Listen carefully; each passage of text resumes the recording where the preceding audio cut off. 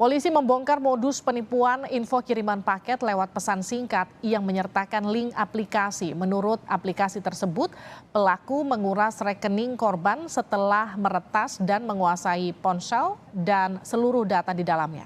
Korban sebanyak 493 orang dengan kerugian mencapai 12 miliar rupiah.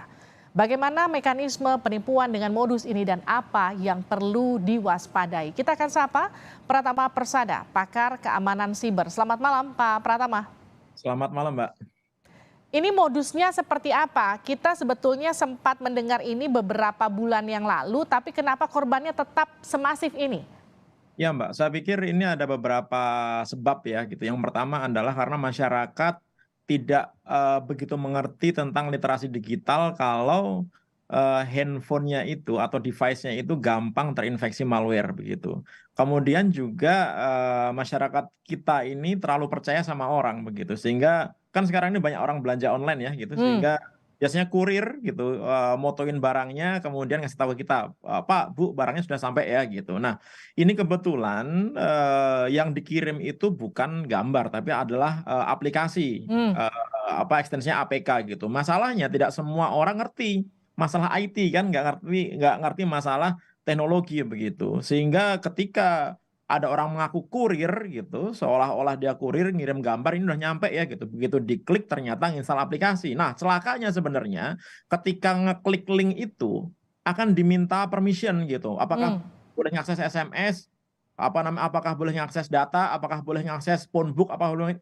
Nah, masyarakat kita suka nggak peduli, tekan yes yes yes yes, Oke. sep gitu semuanya. Ini Ya, saya izin potong. Jadi ketika kita klik linknya sebetulnya sudah ada permission di sana. Jadi sebetulnya kalau kita agak sedikit lebih cermat dan teliti, tidak asal klik-klik itu kita sudah tahu bahwa ini ada upaya dari aplikasi untuk mengakses dari mulai aplikasi handphone sampai nomor telepon begitu yang ketika kita mengklik itu begitu Pak ya, Pratama. secara default apa namanya sistem di dalam handphone kita ini sebenarnya sudah punya level security sendiri gitu. Dia akan bertanya kepada si pemiliknya, ini boleh nggak ngakses ini, boleh nggak ngakses ini gitu. Hmm, Kan aneh tuh, ada gambar, minta akses ke phone book, minta akses oke. ke data dan lain-lain begitu. Tapi karena kita suka nggak peduli, karena pengen lihat gambarnya, tekan yes yes saja. Nah, begitu semuanya sudah oke, tiba-tiba aplikasi terinstall, apa yang terjadi? Aplikasi ini adalah malware namanya tipenya adalah RAT gitu, Remote Access Tool gitu. Jadi dia bisa menginfeksi handphone kita dan bisa digunakan untuk mengambil alih handphone kita. Jadi handphone kita ini dikendalikan dari jarak jauh si pengirim malware-nya ini. Oke. Kemudian juga malware ini bisa melakukan sniffing terhadap apapun yang kita ketikkan di dalam handphone kita. Hmm. Jadi kayak keylogger gitu, kita ngetik PIN dia bisa baca, ngetik password dia bisa baca gitu. Sehingga ketika dia mengakses handphone kita, kemudian membutuhkan PIN, membutuhkan password untuk transaksi, dia udah tahu itu.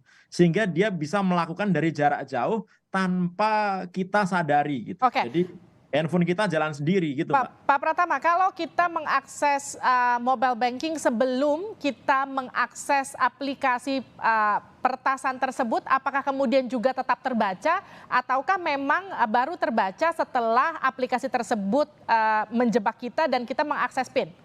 Baru terbaca setelah ada aplikasi malware ini masuk ke dalam kita, Mbak. Sebelumnya nggak terbaca karena kan PIN itu tidak tercatat di handphone sebenarnya. Jadi kalau Oke. kita memasukkan PIN, memasukkan password itu harusnya tidak tercatat di handphone.